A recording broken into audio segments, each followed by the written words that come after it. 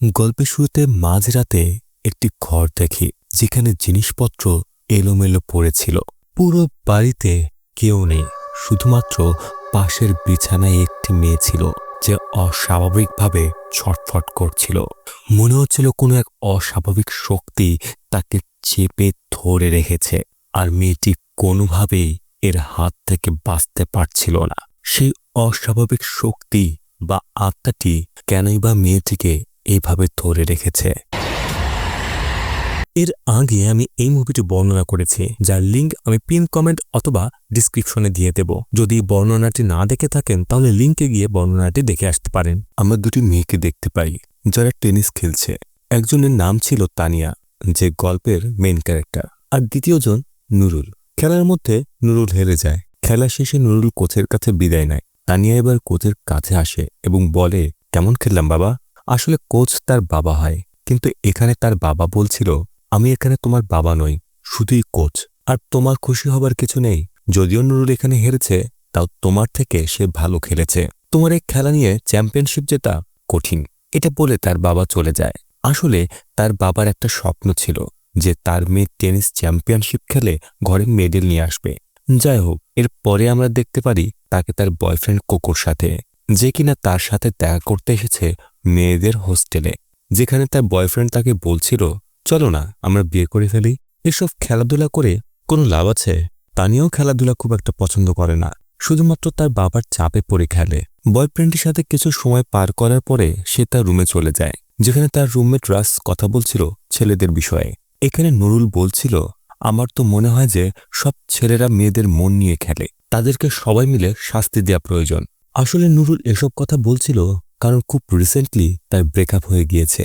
তার কথাগুলো শুনে সবাই মন খারাপ করেছিল। সবাই বলছিল আসলে এসব ছেলেদের শাস্তি পাওয়া প্রয়োজন। নুরুল সেখানে বলছিল, থাক, আমি এসব ভুলেই গিয়েছি, আমার শুধু এখন খেলাতে মন রয়েছে, আর কোথাও না। সেখানে এসে আরও তাদেরকে বলছিল যে, আচ্ছা, তোমাদের কি কখনো এমন অনুভব হয়েছে হঠাৎ করে ঘুমের মধ্যে কেউ তোমাদের বুকের মধ্যে বসে আছে? সেখানে সামান্তা নামের এই মেয়েটি বলছিল, আরে এটা তো স্লিপ প্যারালাইসিস, কিন্তু তুই যেভাবে বলছিস মনে হচ্ছে তোর সাথে হয়তো কোনো আত্মা বা জিন রয়েছে, যেটা রাতে তোর কাছে আসে। এই কথাগুলো সবাই মজা হিসেবে নেয়। পরে সামান্তা এটা নিয়ে একটা ছোট্ট ঘটনা বলে। সে বলে, কিছু বছর আগে তাদের গ্রামে একটা মহিলা ছিল, যে কিনা মাঝরাতে তার সাথে কিছু অদ্ভুত বা অস্বাভাবিক অনুভব করত। সেটি তার সাথে ঘনিষ্ঠ হতো। অবশেষে এক অজানা কারণে মহিলাটি মারা যায়। গ্রামের লোকেরা বলতে থাকে এটা হচ্ছে বিয় জিনের কাজ, যে ওই জিনকে ডাকে তার সব কথা শোনে আর সবসময়ের জন্য সাথেই থাকে। সেখানে তখন তানিয়া এটা শুনে বলে, তাহলে সেটাকে কিভাবে ডাকতে হয় বলতো? এ সময় সামান্তা তাদেরকে বলে কিভাবে সেই জিনকে ডাকতে হয়। এগুলো নিয়ে তাদের মধ্যে কথা চলছিল। তখনই তানিয়া একটি আয়না নিয়ে সেটা সামনে কিছু পড়তে শুরু করে। হঠাৎ আলো চলে যায়, আলো নিভু নিভু হতে থাকে। সবাই ভয় পেয়ে যায়। হঠাৎ পেছন থেকে তার বান্ধবী এসে তাদেরকে ভয় পেয়ে দেয় আর বলে, তোমরা কি পাগল হয়েছ? এখন কি আর এসব আছে নাকি? আসলে বিদ্যুতের লাইনে সমস্যা হয়েছে, এটা স্বাভাবিক, তোমরা ঘুমিয়ে পড়ো। সকলেই ঘুমিয়ে পড়ে। একদম মাঝরাতে যখন ৩টা বাজছিল, তখন নুরুল নামের মেয়েটির সাথে অদ্ভুত কিছু ঘটতে শুরু করে। সে কেন যেন তার শরীর নাড়াতে পারছিল না। এ সময় নুরুল অদ্ভুতভাবে বিছানা থেকে নেমে পড়ে আর ধীরে ধীরে বাইরে যেতে থাকে। তানিয়া এটা লক্ষ্য করে এবং তার পিছু নেয়। তানিয়া তাকে ডাকার চেষ্টা করে, আস্তে করে ডাক দিলেও নুরুল কোনো সাড়া দেয় না। সে বেরিয়ে সোজা সিঁড়িতে উঠে যায়। এরপর উপরের তলায় গিয়ে বারান্দায় বসে পড়ে। তানিয়া সেখানে যেতেই দেখে নুরুল একদম কিনারে বসে আছে। হঠাৎ সে নিচে পড়ে যায়। সে সময় তার ঘুম ভেঙে যায়। ৭ দিন হলো তার বান্ধবী মারা গিয়েছে, আর সে প্রায়ই এই একই স্বপ্ন দেখে। এই ঘটনাটা সে যেন কোনোভাবেই ভুলতে পারছিল না। এদিকে আমরা তার মা ও তার ভাই ইমুকে দেখি। মা রান্না করছিল, তার ভাই হেডফোন দিয়ে জোরে জোরে গান শুনছিল। সে গিয়ে তার ভাইয়ের সাথে বসে। প্রিয় বান্ধবীকে হারিয়ে তার মন মোটেই ভালো ছিল না। তাছাড়াও সে বেশ চিন্তা করছিল যে সে মজার ছলে যে জিনকে ডেকেছিল, সেই জিনকে সত্যি এসেছিল, কেননা তার বান্ধবীর মৃত্যুটা একদমই অদ্ভুত ছিল।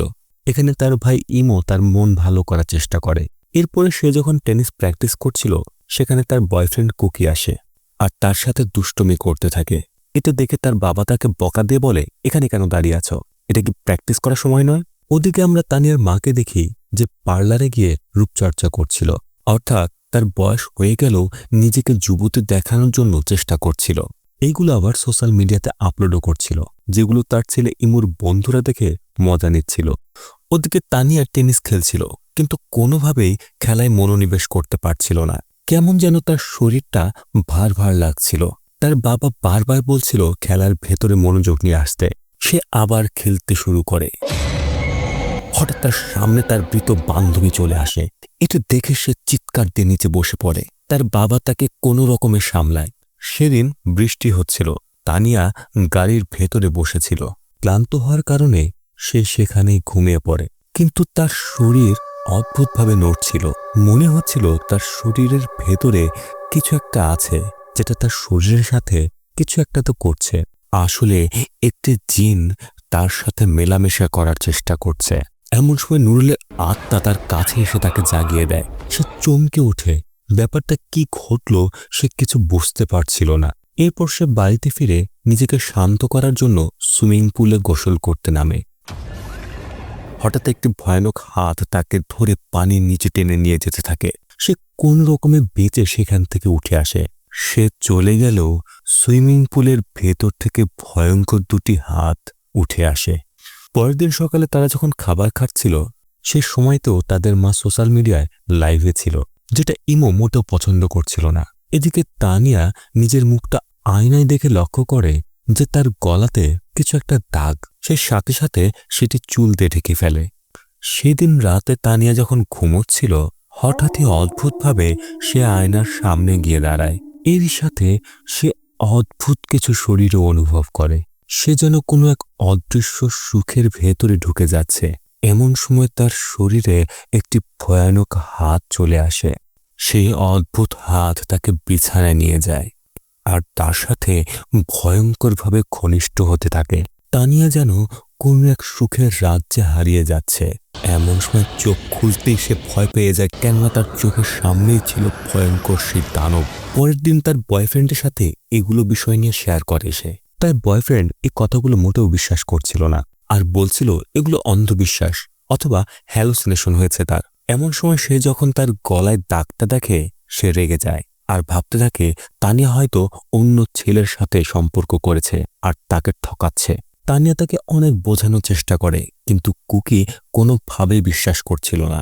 এক পর্যায়ে সে তানিয়াকে চড় মারে। এরপরে নিজে কাঁদতে শুরু করে, কিন্তু তানিয়া গিয়ে তাকে জড়িয়ে ধরে আর তাকে কসম দিয়ে বলে যে সে এমন কিছুই করেনি, তাকে সে ঠকাচ্ছে না। সে তাকে জড়িয়ে ধরলেও তানিয়ার মুখের অবয়ব তখন পাল্টে যায়। পরের দিন আমরা দেখতে পারি তানিয়া লিয়ানার সঙ্গে প্র্যাকটিস করছিল, কিন্তু কোনোভাবেই যেন খেলার ভেতরে মনোযোগ আনতে পারছিল না সে। এটি দেখে লিয়ানা মজা করে বলে, এভাবে খেললে তুমি কিভাবে চ্যাম্পিয়নশিপে যাবে? এই কথার ফলে দুজনের মধ্যে একটু ঝগড়া হয়ে যায়। তানিয়াকে একটু বেশি উত্তেজিত দেখা যায়। তার বাবা তাকে কোনোভাবে শান্ত করে। ড্রেসিং রুমে তারা যখন দুজনে ছিল, সেখানে তানিয়া লিয়ানার ওপরে আবার রেগে যায়, এমনকি সে তাকে গলা টিপে ধরে। হঠাৎ তানিয়া জ্ঞান ফিরে পায়। তানিয়া অবাক হয়ে যায় যে সে এতক্ষণ কি করছিল। দ্রুত সে সেখান থেকে চলে যায়। আসলে এতক্ষণ যা ঘটল সবকিছুই তাকে করাচ্ছিল ওই জিন। রাতে গোসল করার সময় সে মনে করে যে লিয়ানার সাথে বিষয়টা সে ঠিক করেনি, তাই সে মেসেজ করে তার কাছে ক্ষমা চায়। লিয়ানা তার মেসেজের কোনো উত্তর দিচ্ছিল না, তাই সে রেগে একটি বাজে মেসেজ পাঠায়। ওদিকে আমরা লিয়ানাকে গাড়ির মধ্যে দেখছিলাম, যেখানে সে ঘুমিয়ে পড়েছিল। হঠাৎ করেই সে অদ্ভুত আচরণ করতে শুরু করে। সে কিছু বুঝে ওঠার আগেই কিছু একটা যেন তার দম বন্ধ করে ফেলছিল। কিছুক্ষণের মধ্যেই সে মারা যায়। ওদিকে আমরা কুকি ও তানিয়াকে দেখি, যারা বেশ ঘনিষ্ঠ হচ্ছিল। এই বিষয়গুলো তার ছোট ভাই ইমু দেখে ফেলে। তানিয়ার সাথে সময় কাটানোর পরে কুকি তার বাড়িতে চলে যায়, যেখানে বিদ্যুৎ ছিল না। পুরো বাড়ি অন্ধকারে ঢাকা ছিল, তাই সে মোবাইলে আলো জ্বালিয়ে সবকিছু দেখছিল। হঠাৎ করে তার মোবাইলের সামনে দিয়ে ভয়ানক কিছু একটা চলে যায়। সে কিছুই বুঝতে পারে না যে কি ঘটল। মোবাইল নিয়ে ভালো করে দেখলেও আশেপাশে তেমন কিছুই ছিল না। হঠাৎ তার পায়ে কাচের টুকরো ঢুকে যায়। এমন সময় সে শুনতে পায় অদ্ভুত একটি কণ্ঠ, যেটা বলছিল তানিয়া শুধুই তার। পরের দিন তানিয়া যখন প্র্যাকটিস করে ফিরছিল তখন দুইটা ছেলে গতদিনে মারা যাওয়া লিয়ানার কথা বলে, এমনকি ছবিও দেখায়। এটা দেখে মানসিকভাবে তানিয়া খুবই ভেঙে পড়ে। সে কাঁদতে শুরু করে। আসলে সে বুঝতে পারছিল না যেগুলো কি ঘটছে। তখনই একটি ছেলে তাকে সান্ত্বনা দেওয়ার জন্য জড়িয়ে ধরে। তখনই কুকি এসে সেই ছেলেকে মারতে শুরু করে। এটা মোটেও পছন্দ হয় না তানিয়ার। সে রাগ করে বাড়িতে চলে আসে। বাড়িতে এসে সে দেখে তার ছোট ভাই ইমু তার নামে বাবা মার কাছে বিচার দিচ্ছে, কেননা গতদিন সে তার বয়ফ্রেন্ডের সাথে ঘরে ছিল। এগুলো দেখে সে আরও রেগে যায় আর তানিয়া সবাইকে জাহান্নামে যেতে বলে। সে আরও বলে যে কাউকেই তার দরকার নেই, সে একাই থাকতে পারবে। নিজের ঘরে গিয়ে যখন ফোন চেক করে তখন দেখে কুকি তাকে একটি মেসেজ পাঠিয়েছে। আসলে কুকি তার সাথে আর সম্পর্ক রাখতে চায় না। এই সব কিছুর জন্য সে আরও ভেঙে পড়ে। সে বুঝতেই পারছিল না যে কি হচ্ছে তার সাথে। কিছুটা আন্দাজ করতে পারে যে এগুলো হয়তো সেই জিনের কাজ, কিন্তু সে নিশ্চিত নয়। ওদিকে তার ভাই হেডফোনে ফুল ভলিউম দিয়ে গান শুনছিল। গান শুনতে শুনতে সে এতটা উন্মাদ হয়ে যায় যে কিছুক্ষণের মধ্যে তার শ্বাসকষ্ট শুরু হয়ে যায়। এরপর সে ইনহেলার খুঁজতে শুরু করে। তার অবস্থা খুবই খারাপ হয়ে যায়। অনেক কষ্টে সে ইনহেলার নিতে পারে। এমন সময় কিছু একটা তাকে বিছানার নিচে টেনে নিয়ে যায়। এদিকে তানিয়া যখন ঘুমিয়েছিল তখন সে অনুভব করে কিছু একটা তাকে ডাকছে। ঘুরে তাকাতেই দেখে তার বান্ধবীর আত্মা ঘরে দাঁড়িয়ে আছে। সে ভয় পেয়ে যায়। আত্মাটি তাকে বলছিল যে দ্রুত তোমার ভাইয়ের ঘরে যাও। ভয় পেলেও তানিয়া দ্রুত তার ভাইয়ের ঘরের দিকে যেতে থাকে। যেখানে গিয়ে সে দেখে বিছানার ওপরে তার ভাই, আর তার ওপরে ছিল সেই ভয়ঙ্কর জিন। মুহূর্তে সেটি অদৃশ্য হয়ে যায়। তানিয়া শুধু অবাক চোখে দেখছিল যে তার ভাই নিস্তেজ হয়ে বিছানায় পড়ে আছে, যার চোখ দুটো ছলছল করছিল। তার আর বুঝতে বাকি থাকে না যে জিনটি তার ভাইকে মেরে ফেলেছে। পরের দিনে তার মৃত ভাইয়ের জন্য দোয়া পাঠ করা হচ্ছিল। সেখানে মহিলা মাদ্রাসা থেকে অনেকে এসেছিল কোরআন তেলাওয়াত করার জন্য, যার মধ্যে একজন শিক্ষিকাও ছিল। এই সময় তানিয়া সেখানে নুরুলের আত্মা দেখতে পায়, আর সে অদ্ভুতভাবে দাঁড়িয়েছিল। আর এই বিষয়গুলো সেই শিক্ষিকা লক্ষ্য করে। এবার তানিয়া ভয় পাচ্ছিল না, কেননা এই সব কিছুর জন্য সে তার প্রিয় ভাইকে হারিয়েছে। এরপরে ঘরে সে একা বিছানায় শুয়ে সে তার ভাইয়ের ছবি দেখছিল, যে ছবির মধ্যে সে ওই ভয়ঙ্কর জিনকেও দেখতে পায়। এরপর সে এই বিষয়গুলো নিয়ে রিসার্চ করতে শুরু করে, যেখান থেকে সে জানতে পারে যে এই জিনকে ডেকেছে সে ওই জিনের কবলে এমনভাবে আটকে গিয়েছে যে যার ফলে তার শেষ পরিণতি হল মৃত্যু। ওদিকে পার্লারে তার মা আরাম করছিল। এরই মাঝে সে অদ্ভুত আচরণ করতে শুরু করে, আর কিছুক্ষণের মধ্যেই সেও মারা যায়। এই সব কিছুর জন্য তানিয়া এতটাই পাগলের মতো হয়ে গিয়েছিল যে একটা পর্যায়ে সে ওই জিনকে জোরে জোরে ডাকতে থাকে আর বলতে থাকে, একবারের জন্য হলেও আমার সামনে আয়। ইতিমধ্যে সে বুঝে গেছে যে এই সব কিছু মৃত্যুর কারণ শুধুই সে, কেননা সেই দিন জিন ডাকার পর থেকেই এই সব কিছু ঘটে যাচ্ছে। সে বুঝতে পারে ওই জিন ডাকার পর থেকেই সে যার উপর রেগে গিয়েছিল বা যাকে তার সহ্য হয়নি তাকেই সে জিন মেরে ফেলেছে। এই সময় তার মনে পড়ে এখন শুধু তার বাবা বেঁচে আছে। তাই সে বাবাকে নিয়েও চিন্তা করতে শুরু করে। আর তাই সে দ্রুত তার বাবার রুমে গিয়ে দেখে তার বাবা নিজেই নিজেকে শেষ করতে চাচ্ছিল, কেননা তার স্ত্রী ও সন্তান মারা যাওয়ার ফলে সেও ভেঙে পড়েছে। তানিয়া তার বাবাকে সবকিছু বলে বোঝায়, তাকে বোঝানোর চেষ্টা করে যে তাদেরকে সাবধানে থাকতে হবে, কেননা তার সাথে রয়েছে এক ভয়ঙ্কর জিন যে সবকিছু করছে। এই সময় তানিয়ার মনে পড়ে তার বয়ফ্রেন্ডের কথা, কেননা সম্প্রতি তার সাথেও তার ঝগড়া হয়েছে। আর তাই সে দ্রুত তার বয়ফ্রেন্ডের বাড়ির উদ্দেশ্যে রওনা হয়ে যায়। ওদিকে কুকি অদ্ভুতভাবে হাঁটছিল। সে সোজা চলে যায় রান্নাঘরে। এরপর সে ব্লেন্ডার অন করে তার ভেতরে হাত দিয়ে দেয়। মুহূর্তে তার হাত ছিন্ন ভিন্ন হয়ে যায়। এদিকে তানিয়া গাড়ি নিয়ে আসছিল, কিন্তু রাস্তার মাঝে তার অ্যাক্সিডেন্ট হয়ে যায়। কিছুক্ষণের মধ্যেই তাকে হসপিটালে নিয়ে যাওয়া হয়।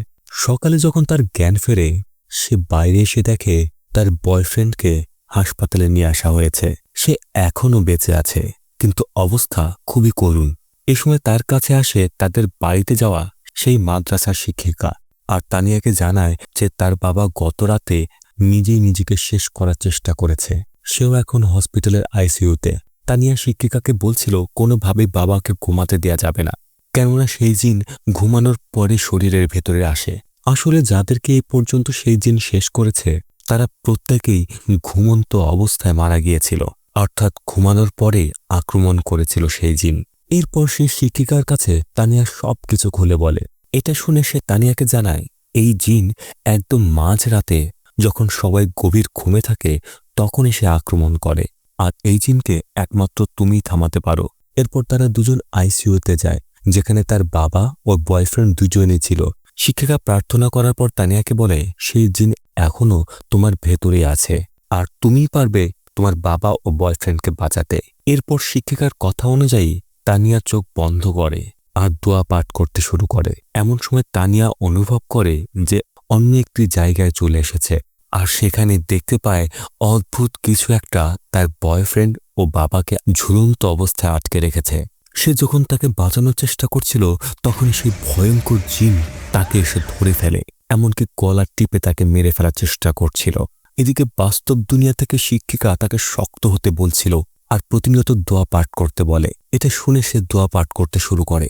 এমনকি তার এটাও মনে পড়ে যে শিক্ষিকা তাকে বলেছিল কারোর ভেতরে যদি ইমানের শক্তি আর আল্লাহর প্রতি বিশ্বাস রেখে সে যদি দোয়া পাঠ করে তাহলে তার সব সমস্যা সমাধান হয়ে যাবে।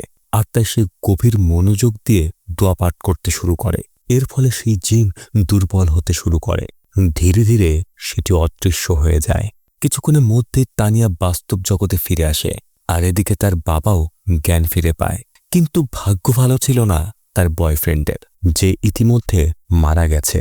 এর বেশ কিছুদিন পরে, যেখানে টেনিস চ্যাম্পিয়নশিপে প্রথম হয় তানিয়া, সে এখন আগের থেকে অনেক মজবুত, মানসিকভাবে অনেক শক্তিশালী। মনের দিক থেকে সে শুধু এখন তার বাবার স্বপ্ন পূরণ করতে চায়। গল্পের একদম শেষে আমরা দেখতে পাই কলেজের একটি ছাত্রী লোভের বশে সে সেই জিনকে ডাকে, আর তার পেছনে। গল্পটি কেমন লাগলো অবশ্যই কমেন্টে লিখে জানাবেন। এমন আরও গল্প দেখতে চাইলে চ্যানেলটি সাবস্ক্রাইব করে রাখবেন। আরে হ্যাঁ, একটা লাইক দিতে ভুলবেন না।